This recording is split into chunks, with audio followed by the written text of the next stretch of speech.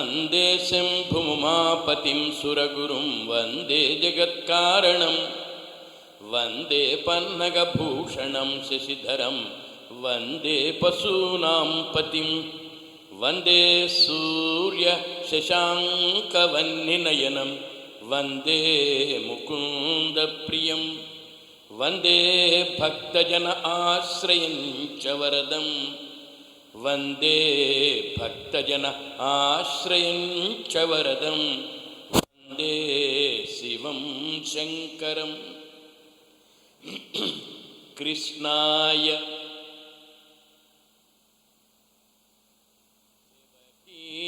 नन्दनाय च नन्दगोपकुमाराय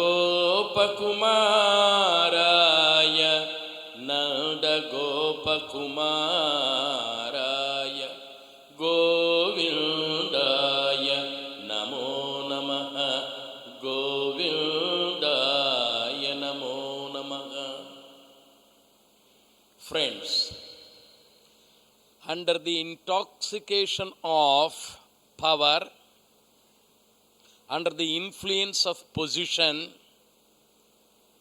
because of overwhelming wealth, man develops conceit. Confidence is faith in oneself. When that faith is added with pride, it becomes conceit. Conceit is bad, confidence is good. In the story of tortoise and the rabbit, which we learn in our elementary school, the rabbit is conceited. The tortoise is confident. Rabbit is conceited because it underestimated everybody's ability.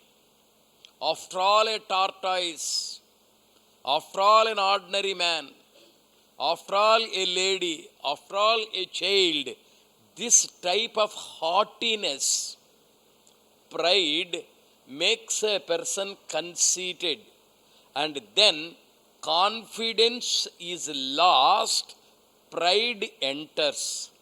The rabbit took the competitive part. It wanted to take part in the running race with the sure feeling that it will win. After all, tortoise. But the poor tortoise, it is gentle, small, mild, but it does have the confidence. Confidence has got it success. Rabbit's conceit made it sleep and it lost its success. Man should not develop conceit. Confidence within the limitations, confidence with modesty is always good. It always gives success. Now, Parikshit, the young king, is sure of success. He is proud of his wealth. He is conceited on account of his position. I am the king, who can challenge me? I am the richest person, who can defeat me? I am the strongest person. I am the greatest scholar. This ahankara coupled with confidence is called conceit. Parikshit wore that crown. He looked at his handsome personality. He felt conceited. He was proud. He was haughty. He was headstrong. He was egoistic. Therefore, he insulted others.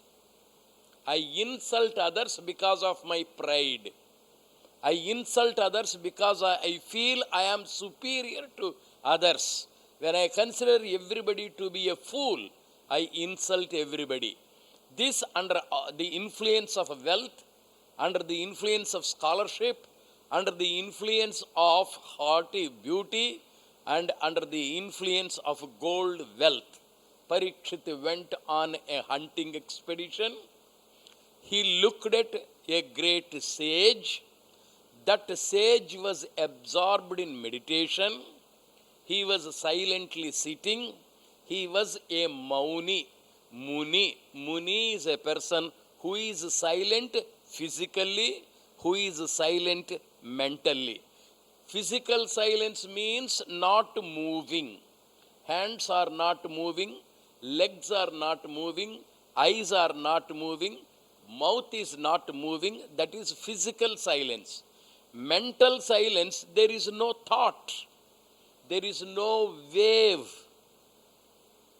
You find chitta vritti nirodhaha. Chitta is a thought wave. Mind is full of waves. Mind is full of thoughts.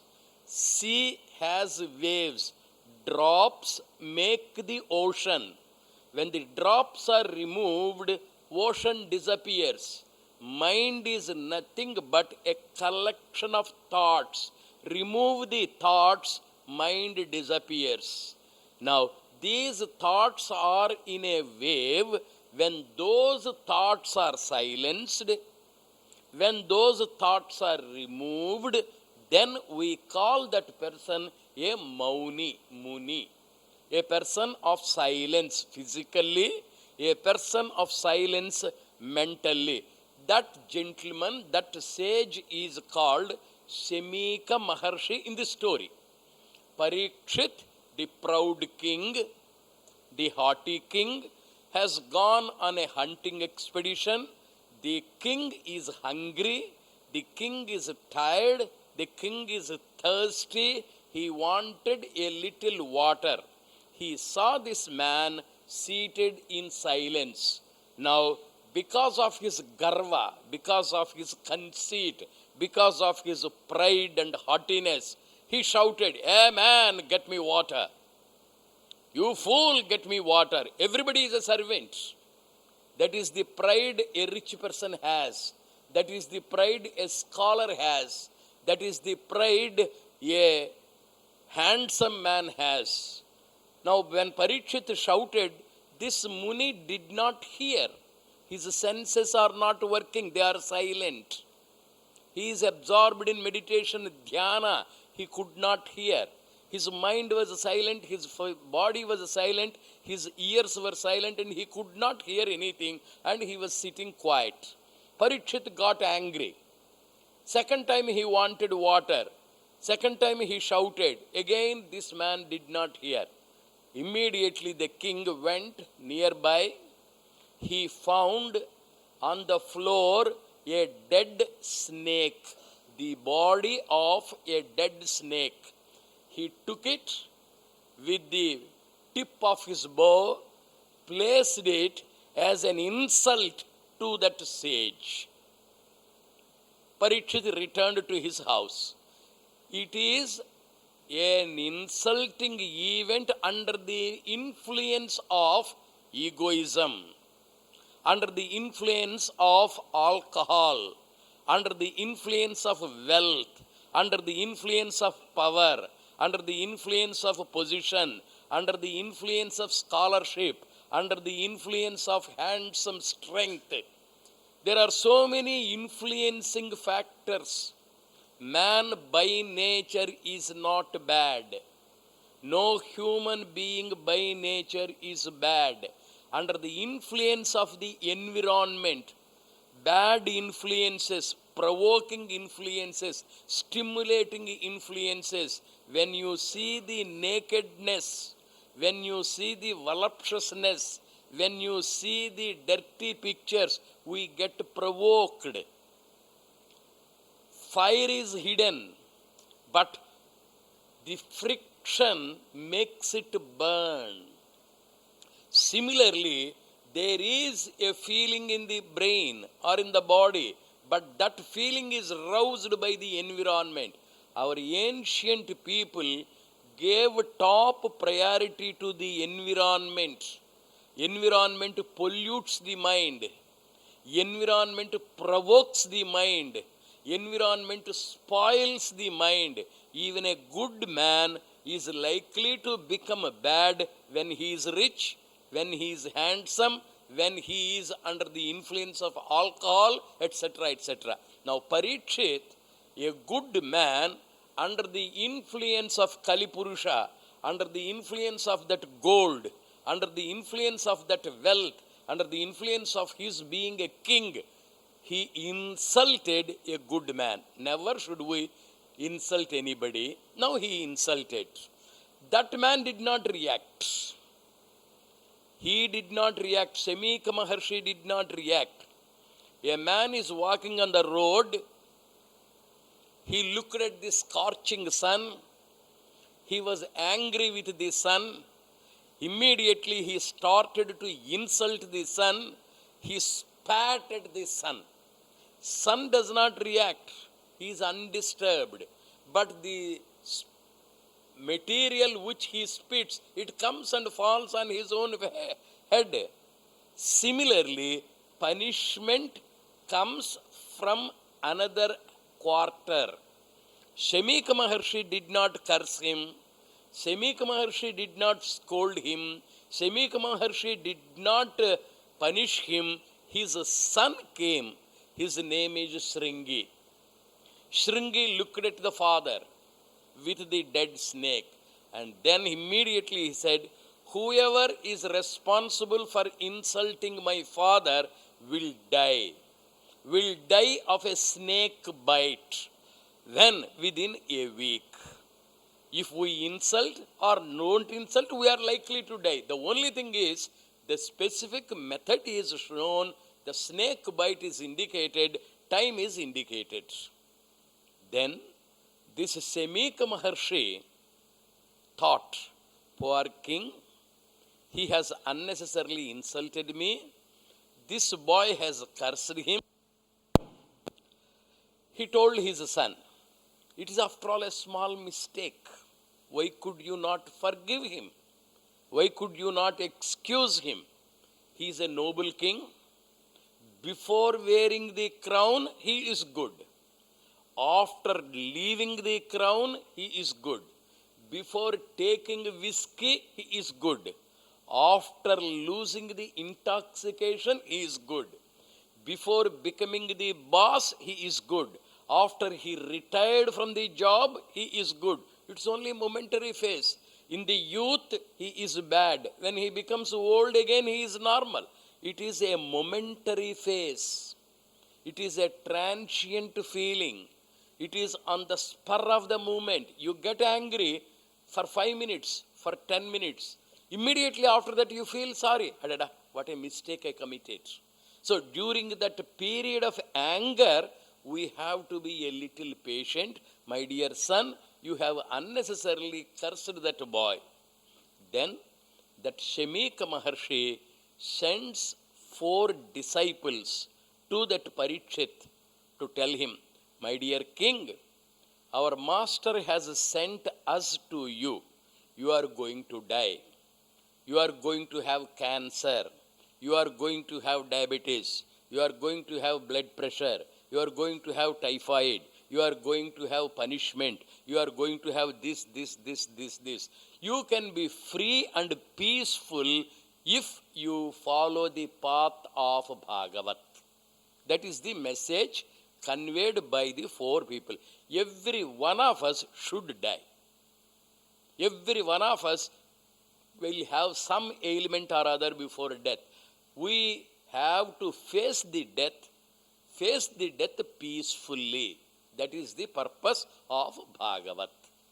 Now, you find 4 rishis going and conveying the message. Parikshit felt, okay, I am going to die within 6 months, within 1 year, within 5 years. Now let me prepare to face the death. That is the beginning of the great arrival of Shuka Brahma.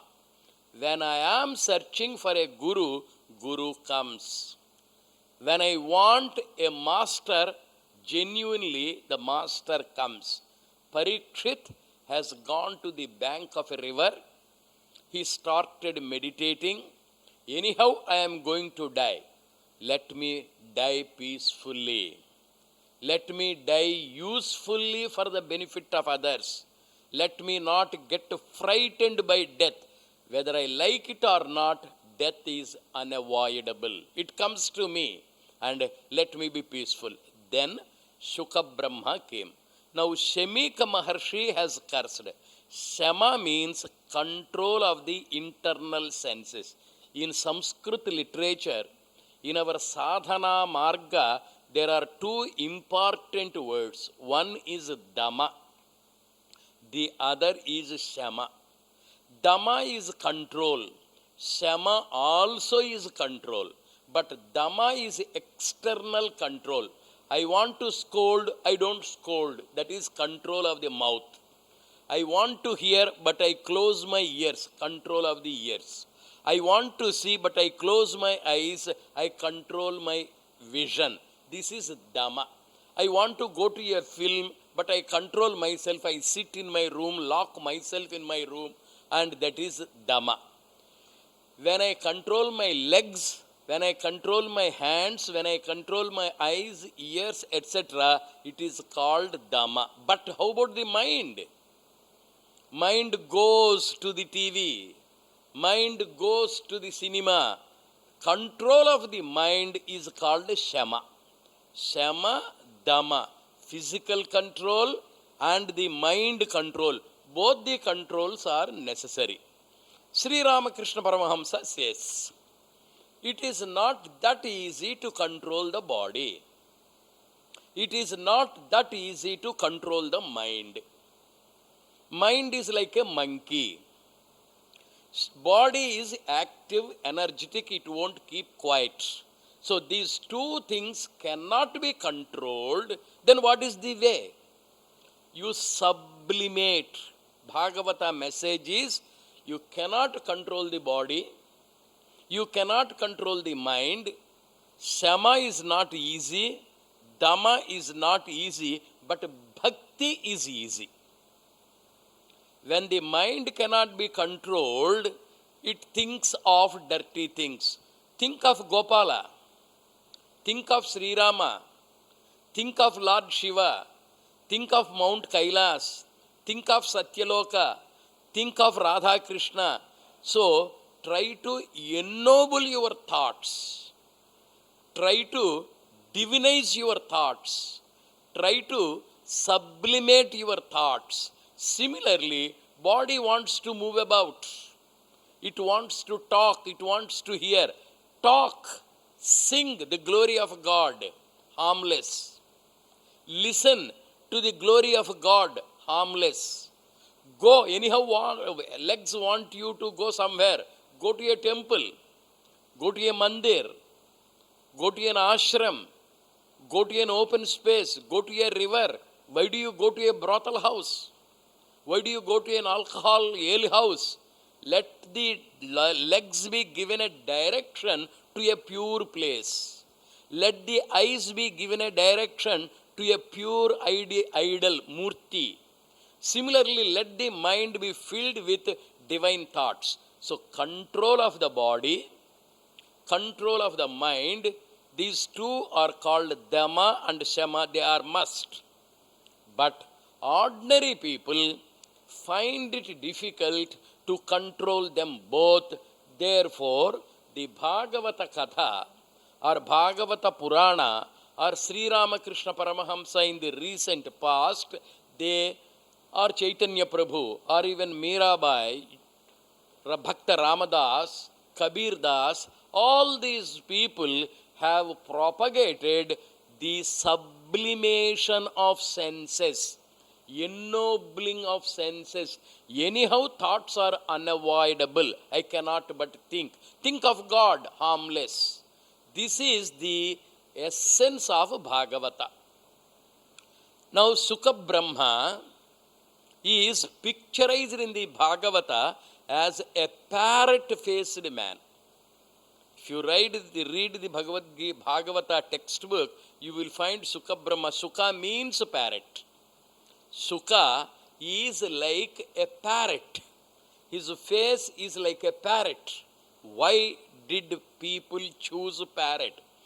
When the parrot speaks, it is sweet. You feel like listening to the voice of the parrot again and again. It speaks very mildly. It is like the lisp of a small child. It is very enticing. It is very beautiful. It is sonorous. It is melodious. It is attractive. Therefore, any Bhagavata story, Rama's story, Krishna's story, Narasimha's story, Vamana's story, Radha Krishna's story, it is sweet to hear.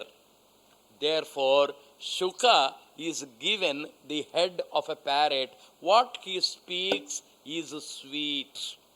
What he speaks is loving.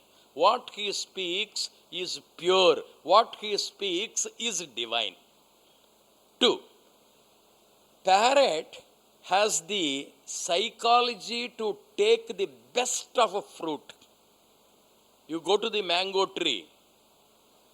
That mango which is ripe, that mango which is best, that mango which is the sweetest, that alone is picked by the parrot.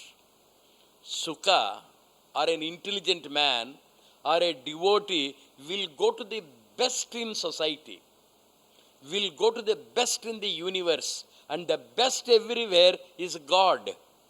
Therefore, this parrot, like Shuka, speaks of the best expressions, best manifestations of God.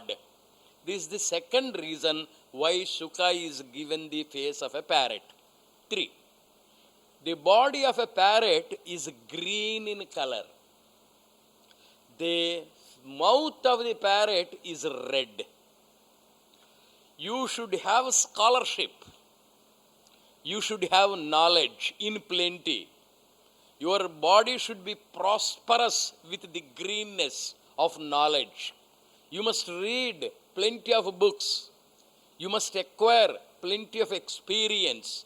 And that experience you must give to others sweetly. You must give it enchantingly. The red mouth of the parrot indicates the expression of your knowledge in an attractive manner. Green body is scholarship. Green body is prosperous wealth of experience.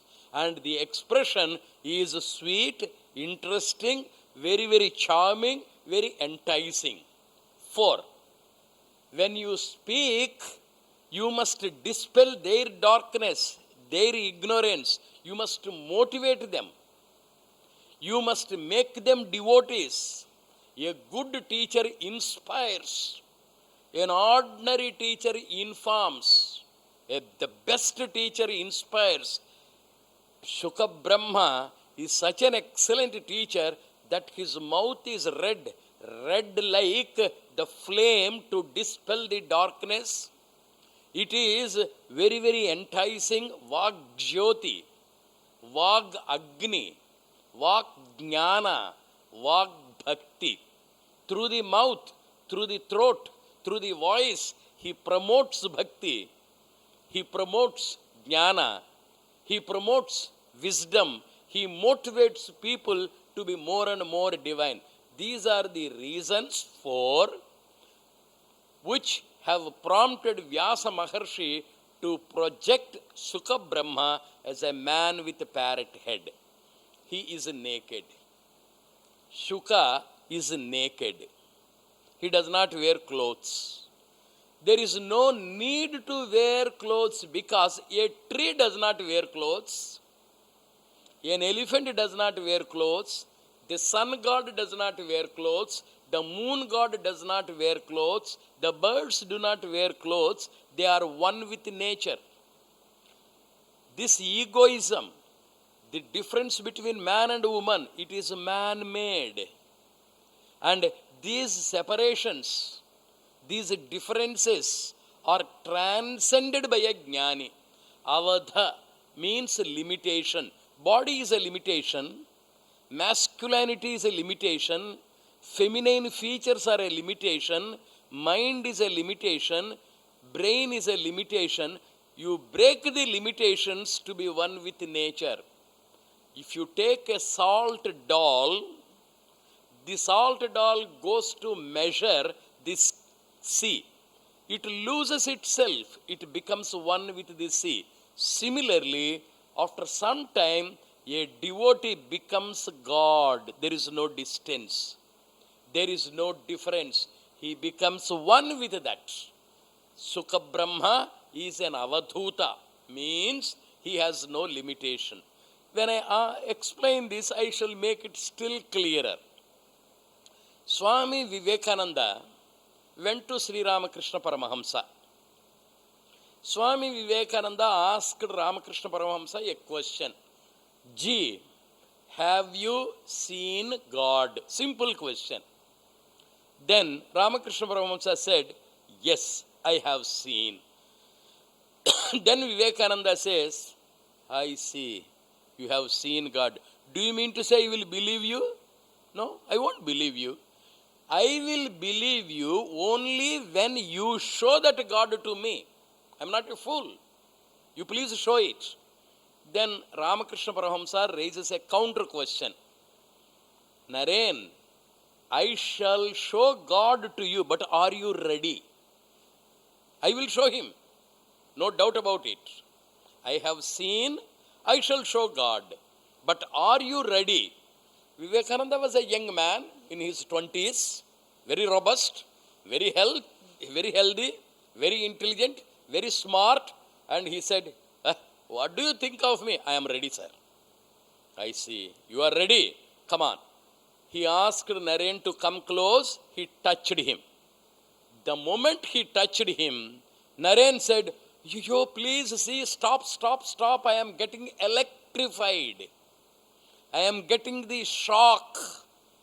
I am getting a vibration. I feel the burning sensation.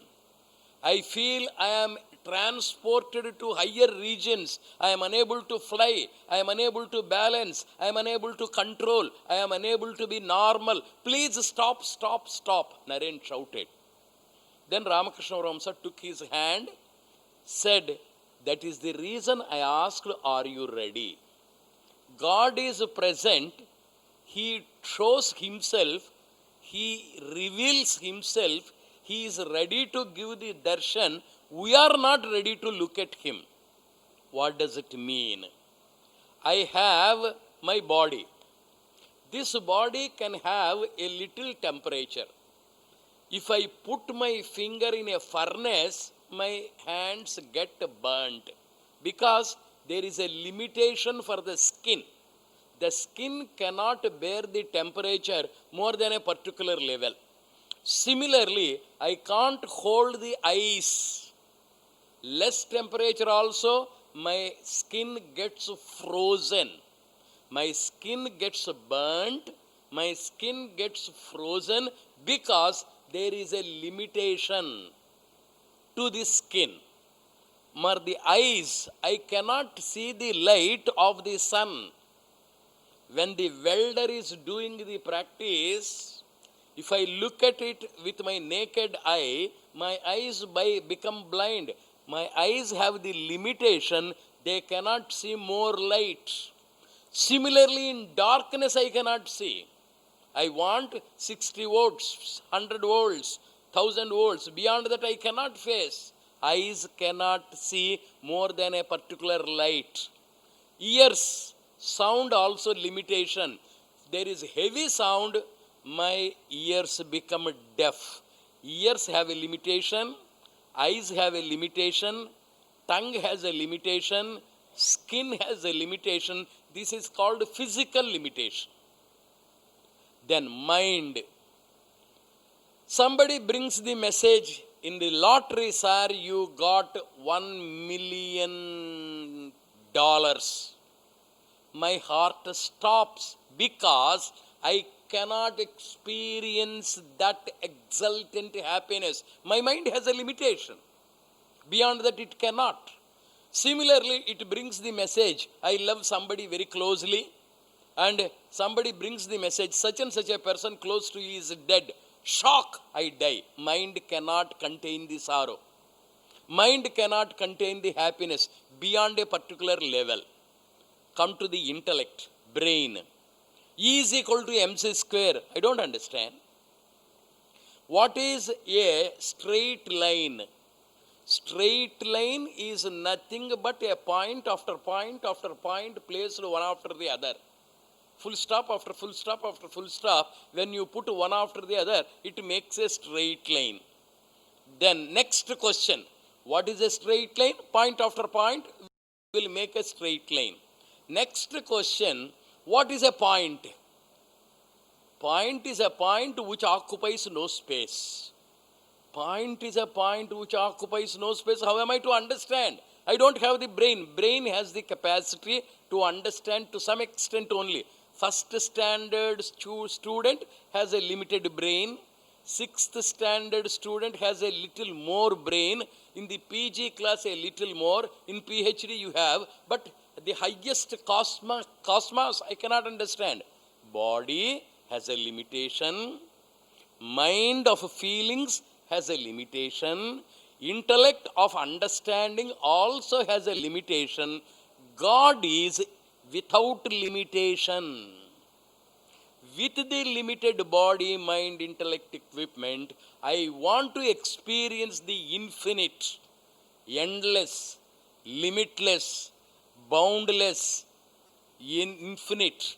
That is very difficult. Therefore, all our sadhana is to make the body limitless.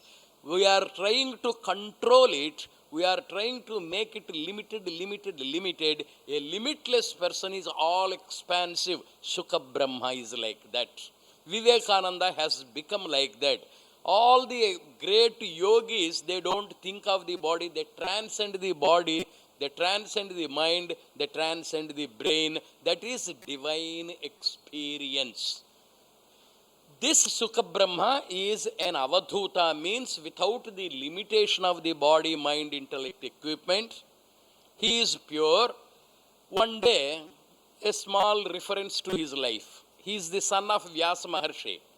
Vyasa is about 70-80 years old. Sukha is a young boy of 20-25 years. He is naked, bright, handsome, youthful. He is going on the road. On the roadside, there is a lake. In the lake, a few women are taking bath without clothes on their body. Then Sukha was going. When Sukha was going, all these girls never thought of him. They never looked at him. They were never ashamed. They did not feel the shyness. Behind Sukha Brahma, the old man Vyasa Maharshi was going with clothes on the body. When Vyasa was coming, all these ladies collected their clothes, they started covering their body. Then Vyasa went. My dear ladies, I am 80 years old. You are all like my daughters, granddaughters, great-granddaughters. When you look at me, why do you feel shy? My son, young man, 25 years, handsome, very attractive, naked. He is going, why did you not cover your body? Then the ladies gave the reply, when I look at the parrot, do I feel shy, sir? When I look at the sun, do I feel shy, sir? When I look at the mango tree, do I feel shy, sir? He is a part of the nature. He is a part of God. When you overcome the body consciousness, we become divine. Sukha has crossed the limitations of body, mind, intellect, equipment. Only such people are fit to be real swamis. People who have transcended the body consciousness. Sukha is an ideal master. He is like Sri Krishna Paramatma, without any limitations, without any barriers. He came to teach Parikshit how to face death. The very first sentence, encouraging sentence, Sukha says, Parikshit, you are lucky. Sir, I am going to die. How lucky you are leaving this world. What is there in this world? It is full of misery. It is full of difficulties. It is full of sufferings. And If your house is torn, if your house is leaking, if your house is not beautiful, do you want to live in that house, old house? You have lived in it for 50 years, 60 years, and it is a outmoded house. Don't you want a new house? Don't you want a better house? Don't you want a better accommodation? Why do you live in this old house? This body is like that. Jirna Vastra. You have experienced already. You have lived in it 40 years, 50 years, 60 years. It is stinking. It is dirty. Don't you want to leave this body and go to a better world? It is, death is not a curse. It is a blessing. Because from a hut, you are going to a bungalow. From the earth, you are going to a heaven. From one wife, you are going to beautiful women in Rambha, Urusi, Menaka, Tilottama. Why do you try to live with this old, sickly, useless wife or husband? Come on, enjoy, go to the heaven. So there is nothing wrong in dying. First encouragement. Everything in life is to our blessing. Everything is a blessing in disguise. That is the message of a philosophy. There is nothing useless. There is nothing miserable. You go to the railway station, the announcement says the train is late by 360 minutes. Then I get angry with Sonia Gandhi. I get angry with Manmohan Singh. I get angry with Mamata Banerjee, the new railway minister. I get angry with the local minister. I get angry with the station master. I get angry with my wife who is by my side. My son is asking for ice cream. You useless fellow. If I beat him, if I scold them, if I curse them, do I get the train in time? Certainly not. It is 360 minutes. I have to wait. Wait for death. Wait in this life for your blessings. Make life easy. Make life pleasant.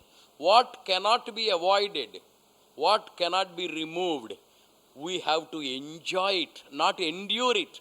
In English, there is the proverb, what cannot be cured must be endured. No, what cannot be set right must be enjoyed. Let us enjoy the life to the last drip, till death, even after death. That is the message of Sukha Brahma Bhagavata. My dear young man, Parikshit, be ready. I will now tell you the story of God. Listen to it. And while listening to it, you will get the peace. While being peaceful, you will drop the body. You don't die. You will drop the body. Listen to the beautiful music while dressing. Listen to the beautiful music while bathing. Listen to the beautiful music while living. Listen to the beautiful story of Ram, Krishna, while leading the life on this earth. You will be peaceful always. You will be enjoying always. Shuka says the glory of Lord Krishna is wonderful. My dear Parikshit, listen to that story. What can you do now? You are old. You are ready to die. 10 o'clock is the train. It is now 8 o'clock. 2 hours more. 2 hours, what will you do? Listen to the music. Listen to the glory. And you will spend the time usefully. You will spend the time peacefully. You will spend the time joyfully. Live the life joyfully with the thought of God. That's what Sukha says. Listen to me, Parikshit. 7 days non-stop. All the 24 hours, Sukha was telling the story of Lord. And Parikshit was listening. On the 7th day, his body dropped. It is like a man dying in the sleep. It is like a man dying in while listening to the Bhagavata Katha. Blessed are the people who die while listening to the story of the God. Now Sukha Brahma narrates the story of God, and it is for full 7 into 24, 24 hours per day, 7 days, 7 into 24 hours, Sukha Brahma told the story of God. What is that story? Number 1, God. Number 2, his counterpart devotee. connection between them, devotion. God is called a deity, D-E-I-T-Y. Bhakti is called in English devotion. The bhakta in English is called devotee. Devotee, devotion, deity. The three-dimensional. Sukha Brahma narrated what is devotion. He told who is a devotee. He explained who is a god. The entire Bhagavata story is because of these three people: devotion, devotee, and deity. Now we will take up who is God. Where is God? What is God? How is God? Everything connected with God. What for is God first of all? God must be like a mother to me.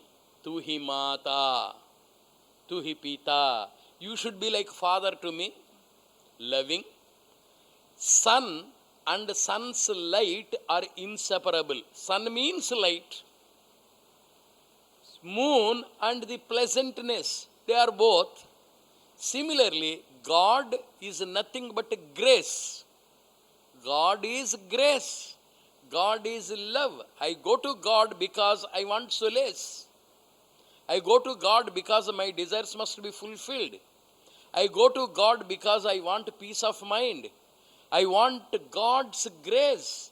I want God's love. I want God's protection. I want God's benevolence, kindness.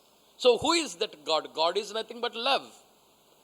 Such God is supposed to have four qualities, technically from the Bhagavata. Number one, God is God if He is all powerful. Swamitvam. First one. Swamitvam means capacity to do anything. I want to become a millionaire. God should make me millionaire.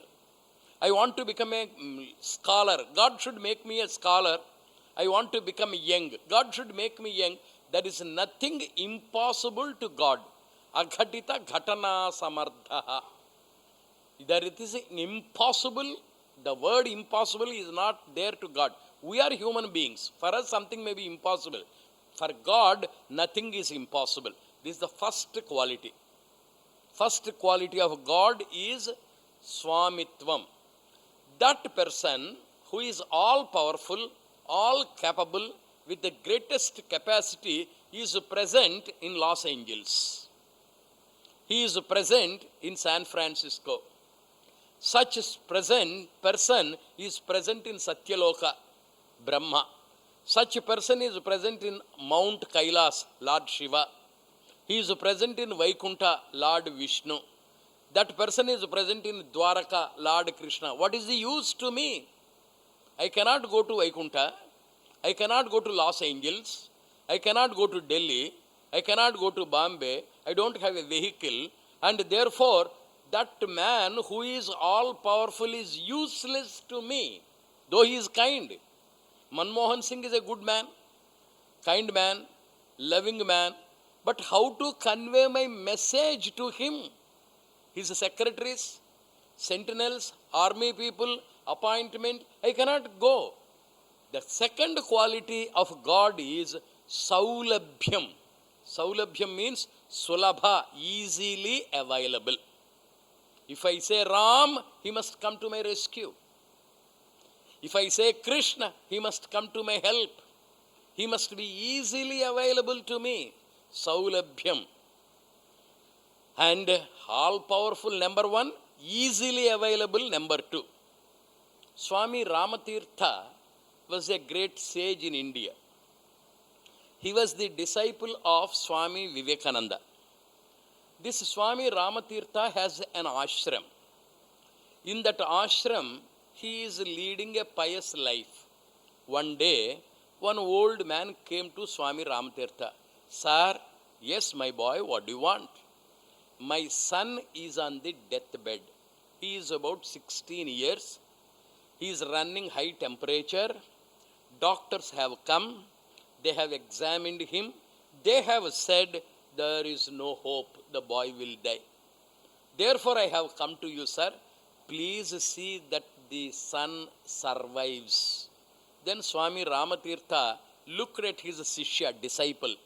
Go to him, do whatever is needed. Please see that the boy does not die. God is great, he will not die. Ramatirtha's disciple went along with the old man to that boy. The boy is on the bed. As soon as the boy is seen, this Shishya of Ramatirtha gave a little Tulsi Tirtha, and within 2-3 minutes, the boy's pulse improved. The doctors said, oh, no more danger, the boy will live. No danger. Slowly the boy picked up, he became all right, and that old man came back to Ramatirtha to thank. Swamiji, you sent your disciple. My son is out of danger. He is slowly picking up. Thank you, sir. What shall I do for you? Then Ramatirtha asked his Shishya, my boy, what did you do to that patient? Nothing, sir. I went there, took a little Tulsi Tirtha, drop of Tulsi Tirtha I put in his mouth. I said, Ram, Ram. Nothing more than that, sir. Then Swami Ramatirtha got angry. You fellow, why did you say Ram, Ram twice? Once it is enough. Ram listens to you. Knock, the door shall be opened. Ask, it shall be given to you. With faith, with devotion, if you think of Ram, Rave Ishvara, Kavave Varada, that Gajendra made that fervent cry. And Lord Vishnu from Vaikuntha jumped like anything.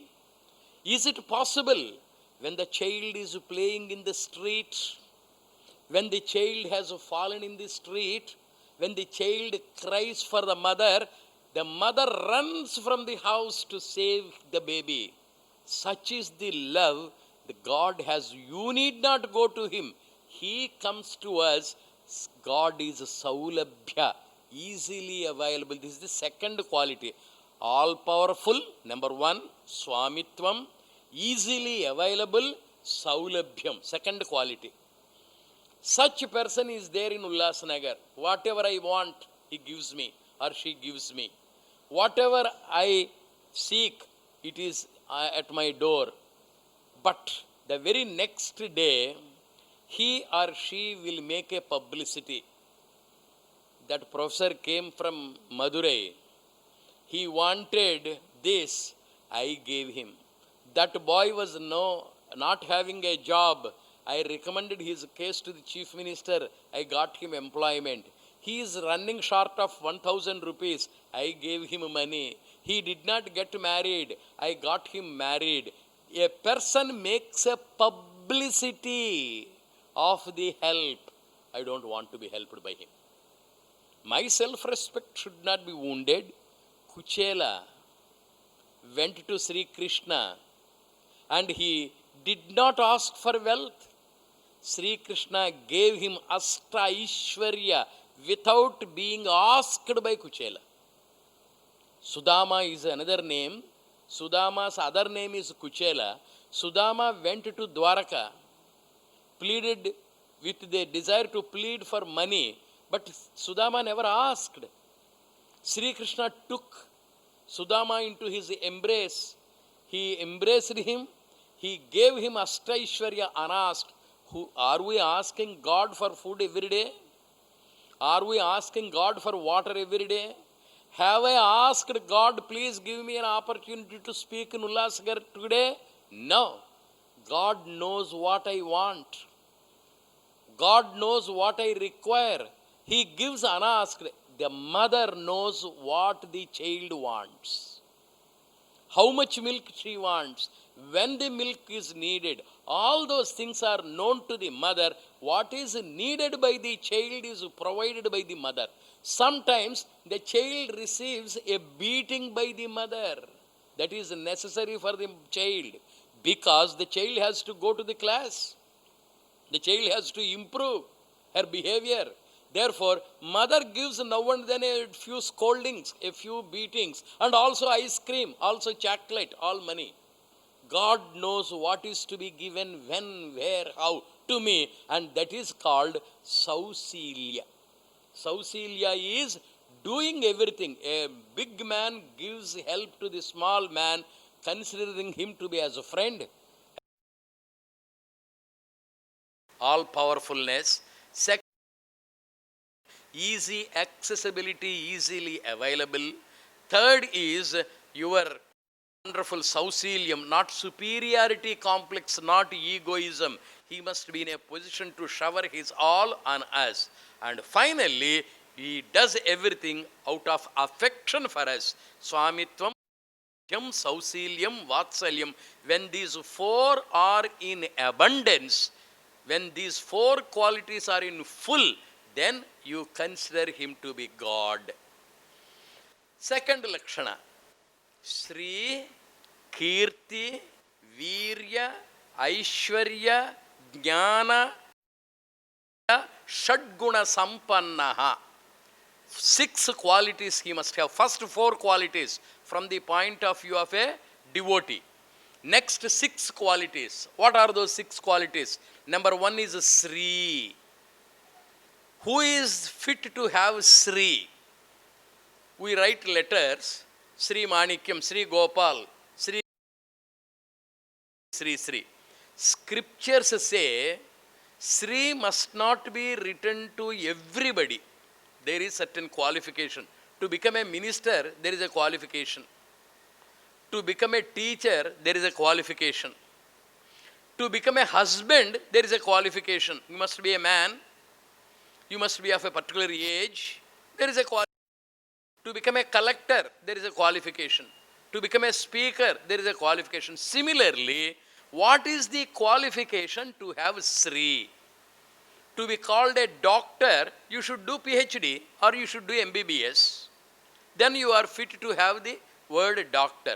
A lawyer must have passed his LLB or BL, then he can have LR before him. An auditor must pass a particular CA examination, then he can have his AR auditor. Engineer must have passed his BE or BTech and then he can have ER, LR or ER or Mr. or some qualification.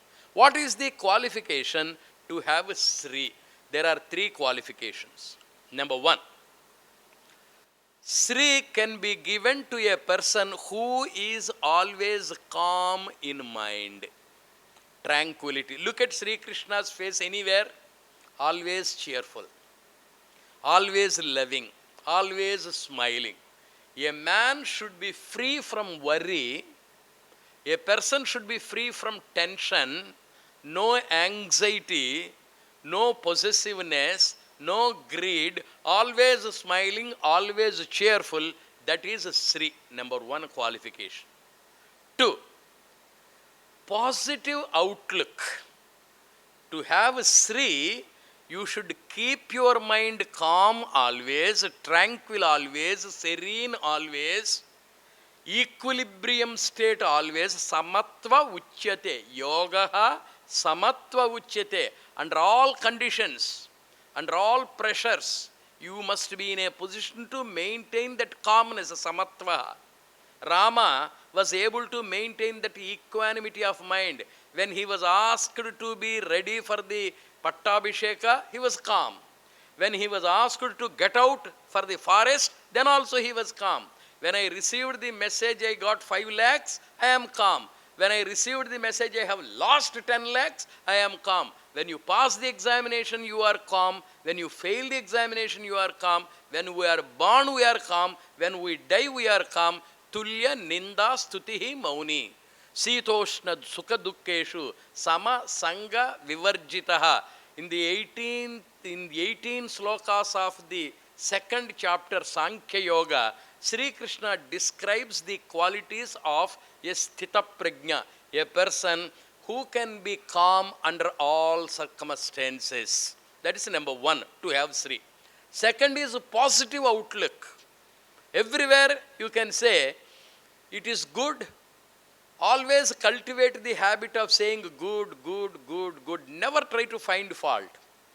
Swami Vivekananda once placed a white drawing sheet on the wall. And in the corner of the drawing sheet, he put a pencil dot. People were coming. What do you find on the wall? What do you find on the wall? He asked. Nobody said it is a white sheet. Everybody said there is a black spot, there is a black spot, there is a black spot. We try to find fault with others. On the other hand, such a large screen, white sheet, goodness, purity, nobility, when so much good is present, we don't see the good in the world. Nature is kind. Now and then there is a cyclone, always it is good.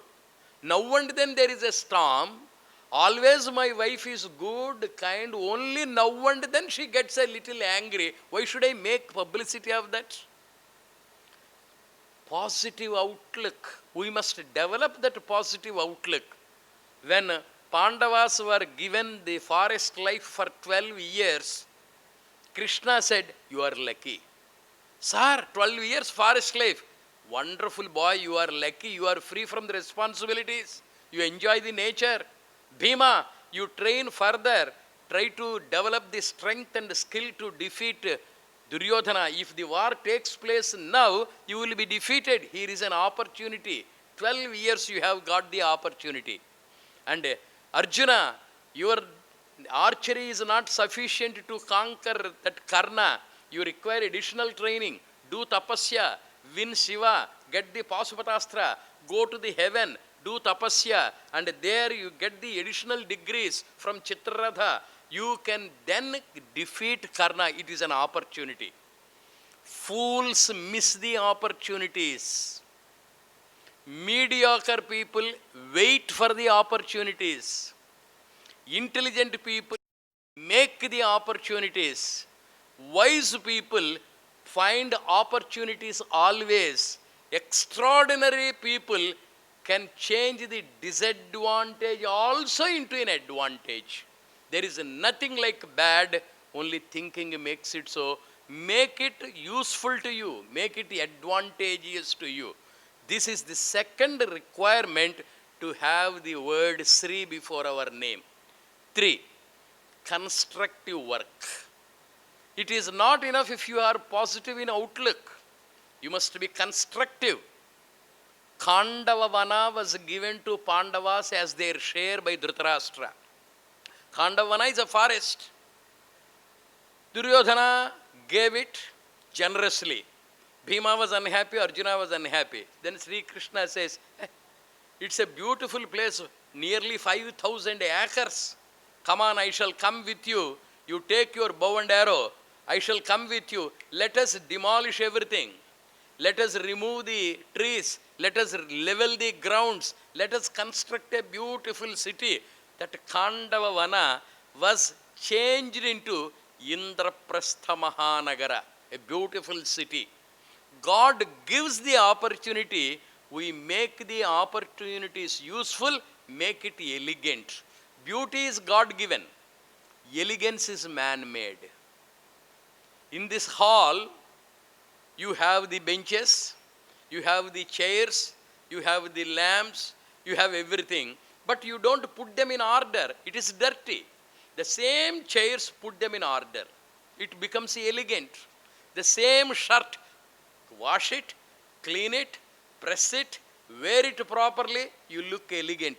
Same hair, leave it as it is dirty.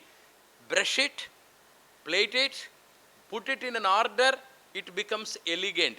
God gives us the opportunities, man makes use of the opportunities and improves the opportunities to be elegant. Orderliness is elegance. Uniformity is elegance, symmetry is elegance, cleanliness is elegance, tidiness is elegance. All that requires your constructive work. 3 qualities are needed to have Sri. God has all these 3 qualities: calmness of mind, positive outlook, 3, constructive work. Sri. Kirti. Kirti is fame. Fame, you get by serving others. There are so many kings, they are not famous. Only Mahatma Gandhi, he served others. There are so many kings. Ashoka is famous because he has heart to serve the people. There were so many kings. Gautama the Buddha renounced and he became famous. Renunciation and service make a man famous. Swami Vivekananda is famous because he renounced the pleasures. He served the people physically, emotionally, intellectually. It is left to you.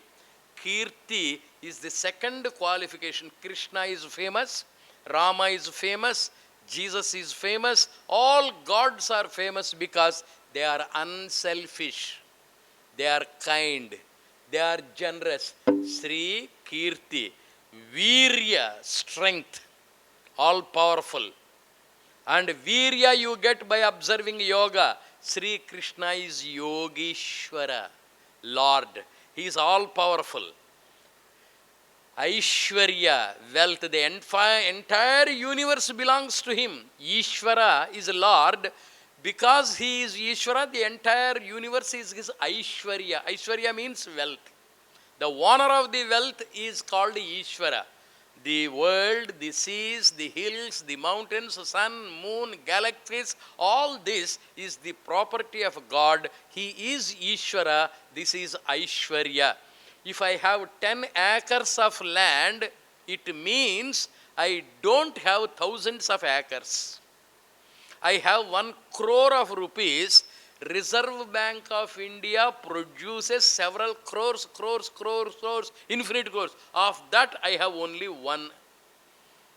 I have a beautiful house of 1,500 square feet or 2,500 square feet. In Ullasanagar, how many yards, how many meters, how many houses? My house is, that means I am rich by owning 1 house. I am poor by not owning the remaining houses. Lord has the entire universe. Sri, Kirti, Virya, Aishwarya, Jnana, infinite wisdom. There is nothing unknown to me. Krishna knows Vedas, Brahma Sutras, Bhagavad Gita, Ramayana. What is it he does not know? The entire knowledge is available. And though he has everything, Vairagya, he appears to have nothing. Buddha has everything, but he does not have anything. Rama has everything, but he does not have anything. Ready to quit any moment. Vairagya, detachment. These are the 6 qualities of God. Sri, Kirti, Virya, Aishwarya, Jnana, Vairagya. 4 plus 6, these 10 qualities are the qualifications to make a person divine or godly. Then Shuka Brahma narrates the manifestations, avataras, God's Leela, God's creation. We find avataras. Simplify, I will just simplify it. We have the cosmic body. This body is human body. A rat has a body, a cat has a body, and the entire universe has a body. Earth, planets, seas, galaxies, all these are called Vishwa Rupa, Vishwa Sharira, cosmic body, universal body. This body is the body of God. Soul, invisible.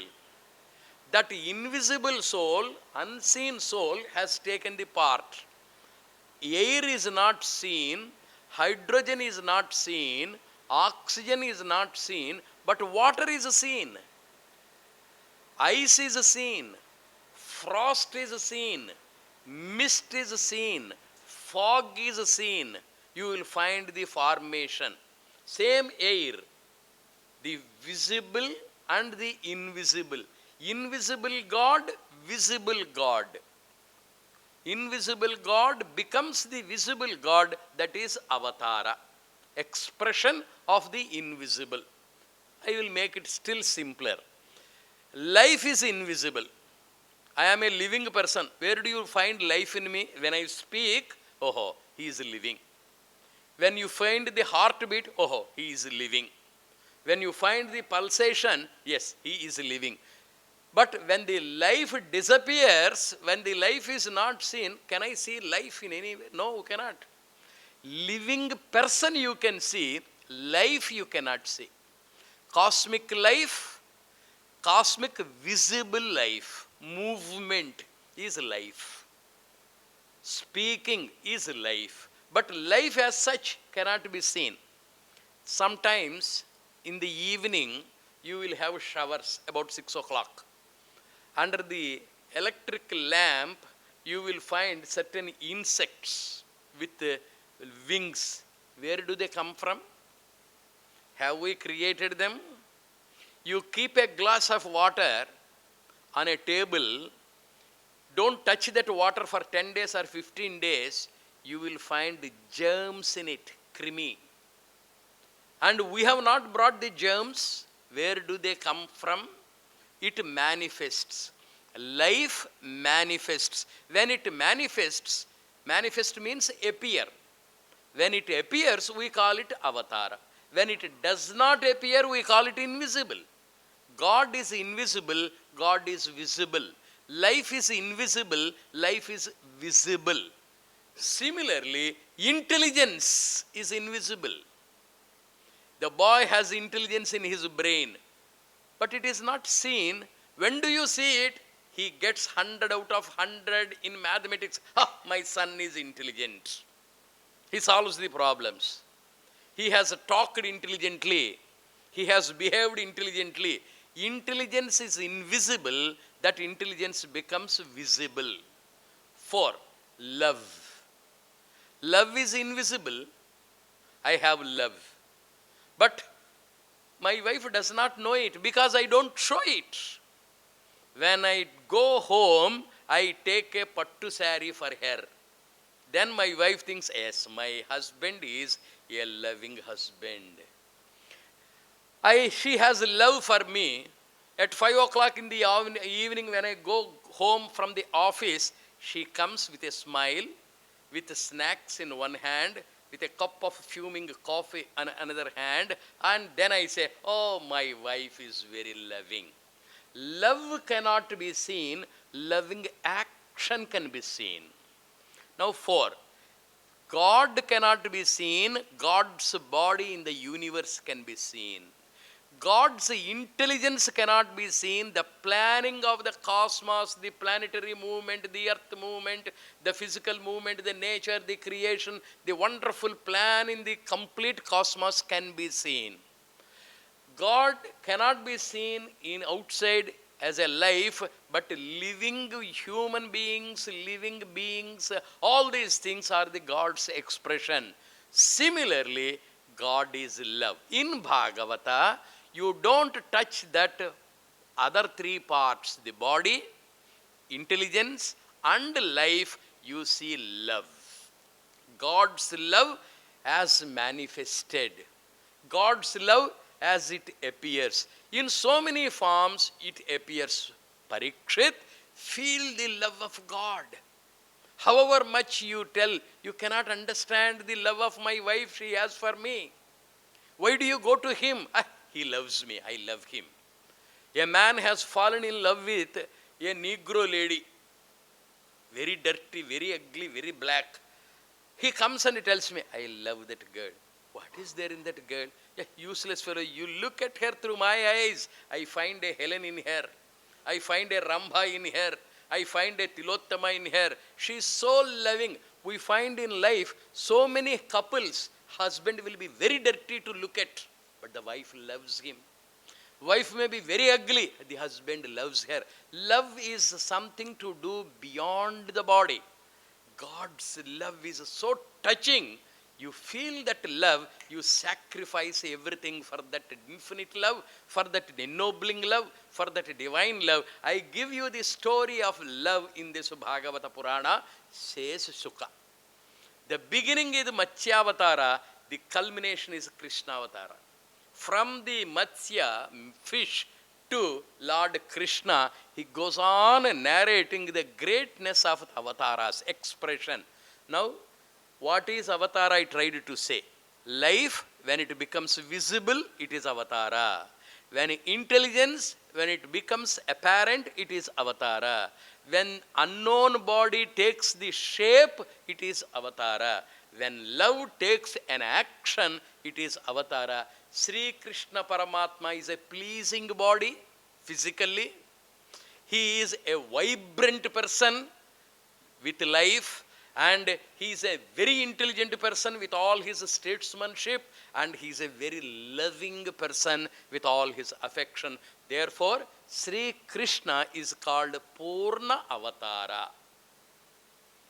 H2O cannot be seen. It can be seen as a cloud, not full. It can be seen as a fog, not full. It can be seen as mist, not full. When it is seen as water, full.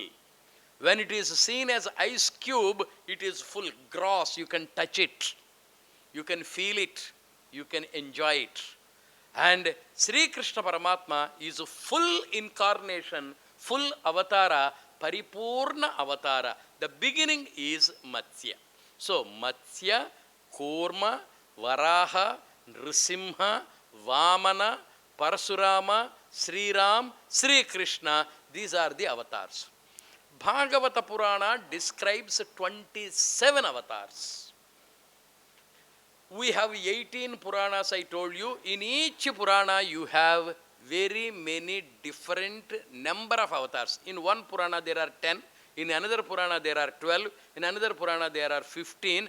The number varies from time to time, book to book. The constant, the same avatars are only 8. Matsya, Kurma, Varaha, Nrisimha, Vamana, Parsuram, Rama, Krishna. People add Buddha in it. People add Kalki to it. Kalki is the avatar coming next, we do not know, future. Buddha, who is that Buddha? Big question mark. Is it Siddhartha Buddha of North India, Nepal? In the Ramayana, there is a beautiful conversation between Ram and Bharata. Bharata goes to Rama, Ramchandra Prabhu, please come back to Ayodhya, I don't want kingdom. Rama says, no, I won't come back. Our father wants me to go, mother wants me to go, therefore I am not coming back. You are no way inferior to me. You are equal to me in every respect. You take the crown, you take everything, you be the king, he will say. Then Bharata says, Rama, I am requesting you again and again and again to come back and accept the crown. You are refusing. If you don't come, I shall join Bauddha Mata, he says. During the time of Bharata, who is that Buddha? What is that Bauddha Mata? Is it this present Buddha who was earlier than Adi Shankara? That means it is recent.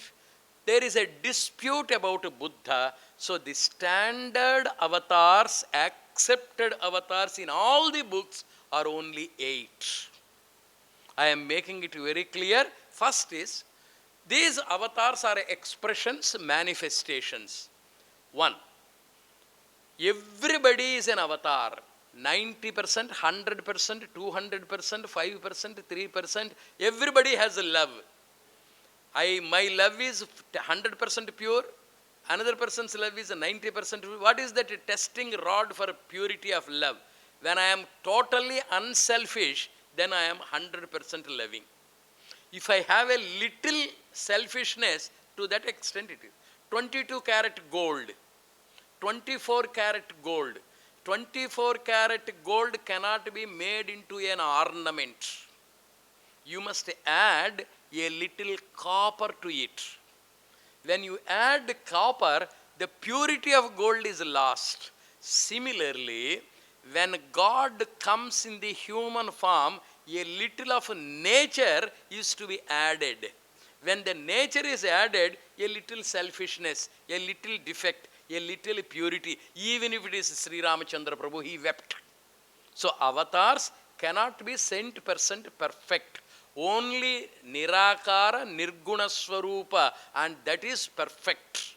This is imperfect. Next is Matsya Kurma Varaha Nrsimha. This is a process. It is a description of evolution, scientific. Swami Vivekananda says a beautiful sentence. 21st century students have a challenge, and that is our scriptures, our mythology, our stories, our books of knowledge must be rewritten in the light of psychology, in the light of sociology, in the light of science, and in the light of spirituality. If you just tell the old story, people don't believe. Don't try to keep them in ignorance. Educate them. Make them intelligent. Make them understand the science behind every story, the sociological purpose in the story, the psychological significance, and spiritual sublimity.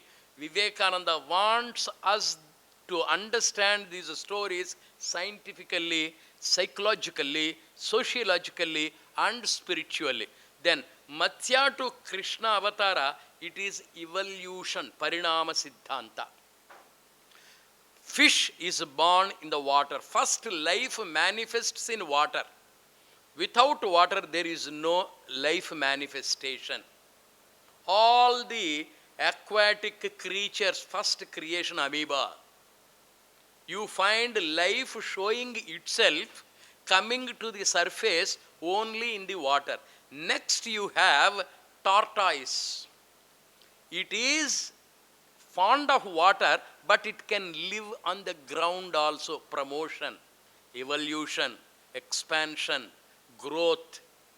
Then from tortoise you go to Varaha, then the so-called pig. It is no doubt living on the earth, but it has a partiality for water. It goes to water frequently. Then you will find half man, half lion, beastly person. Person who is like an animal, that is Narasimha. Then you have the dwarf, short, not fully grown man. Dwarf means short, Vamana. Then you have Parshurama, always cruel, fighting. That is not a fully civilized man, not a fully cultured man, but man in shape. Next you have fully grown person, Narottam. But that man mentally is not perfect. Now and then he wept for Sita. He was afraid of death. Bharata may die, Lakshmana may die. So he was a little worried. Finally you have Krishna, always smiling. A perfect person. A Purna Avatara. Physically excellent, very charming, very, very handsome, and mentally very alert. This person is Purna Avatara. Bhagavata describes the story of the gods from Matsya to Krishna. One after the other he narrates. And the third interpretation is, what lesson do I learn from Matsya Avatara? What is sadhana? What is tapasya? In what way I can learn a lesson from it? Now I go to Matsya Avatara and describe the story. Lord Vishnu has a son. That son's name is Brahma.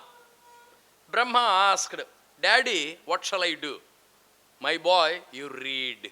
Every father tells the son, study, study, study. I could not become an engineer, you become an engineer. I could not become a doctor, you become a doctor. I could not make 1,000 millions, you make 1,000 millions. Whatever desire I am unable to fulfill, I want my son to fulfill. Therefore, study, study, study. Become intelligent, become more experienced, become richer, become a creator, become a great person. Vishnu told his son Brahma. Then Brahma asked, what books shall I read? The books of knowledge, books of physics, chemistry, botany, zoology, history, economics, commerce, so many subjects you read. But I want to sleep. No, don't sleep. Be alert. You should be careful. You should be wakeful. Arise, awake, stop not till the goal is reached. That is the message of Vishnu. That is the message of Krishna. That is the message of Swami Vivekananda. Until you become a multimillionaire, no rest. Until you get her hand, no rest. Until you become the prime minister, no rest. Until you become a god, no rest. Arise, wake up, and keep awake. No rest until you. Then Brahma said, what are those books? I will give you Vedas. Yes, sir. Brahma took the Vedas, 4 faces and 4 books, and he was reading. You will find children, now they will be reading and they will sleep. Father gives him a blow. This is quite common.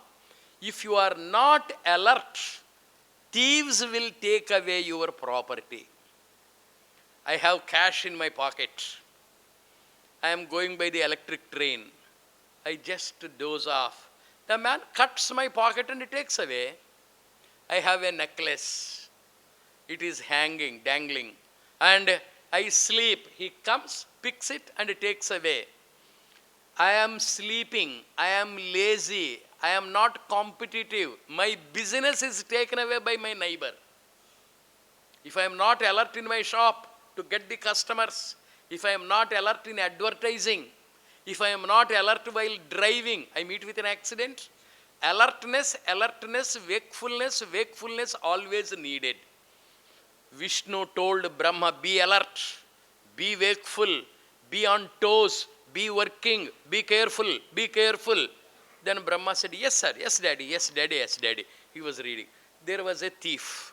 That fellow's name is Somakasura Rakshasa. That fellow doesn't sleep. Thieves don't sleep.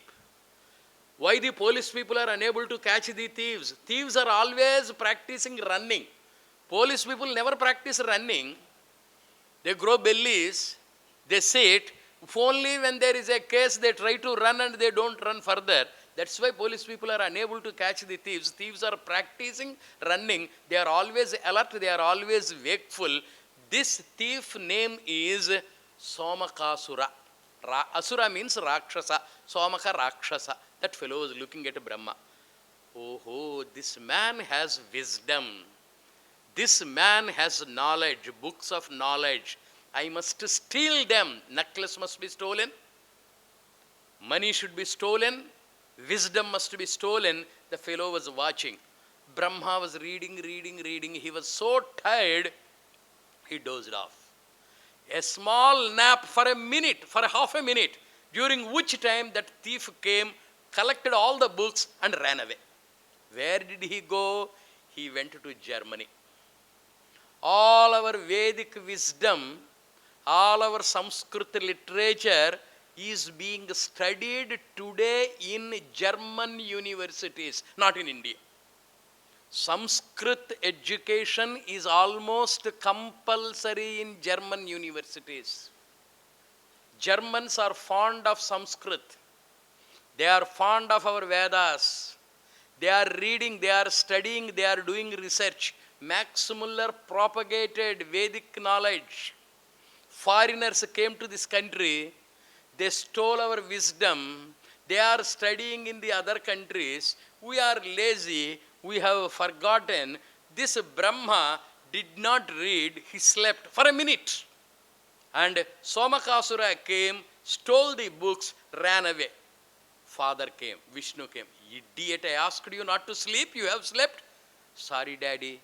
I could not control my sleep. I just slept. Sorry, daddy. I just closed the shop for a day. Meanwhile, the customers went to the other shop and bought. In business, in every field, in law, in auditing, everywhere you have to be alert while answering the questions. If you lose the alertness, grass grows, rust grows, cleanliness will be lost, and every danger enters when we are not alert. That's what has happened.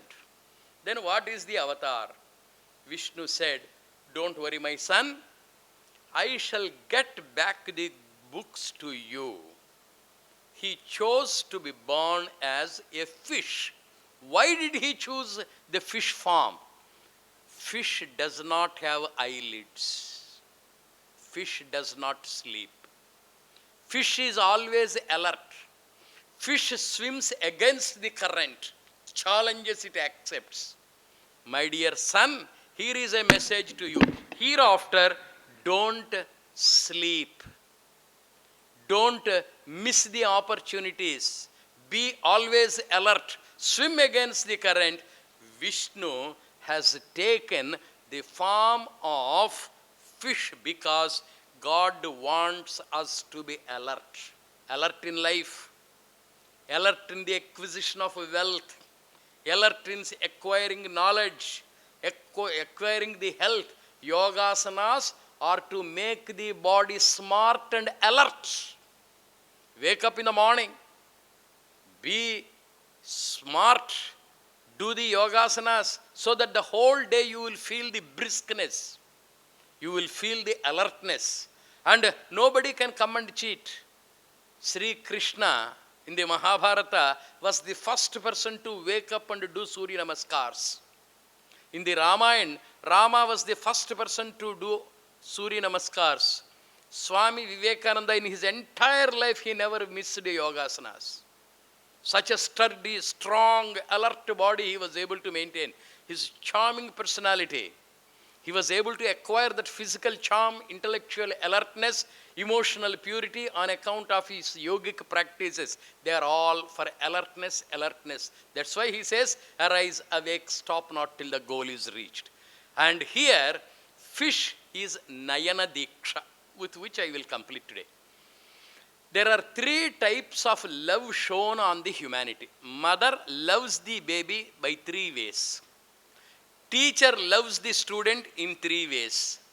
God loves this devotee in three ways. What are those three ways? Number one is Sparsha Diksha. Sparsha means by touch. A good teacher takes your head, breathes in here. Sahasrara.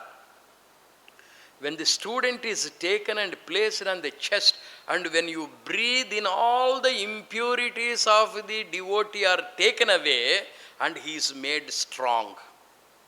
Mother kisses the baby. Mother has the baby in contact with the body in the womb, physical contact. The baby is grown by the physical contact of the mother. Love.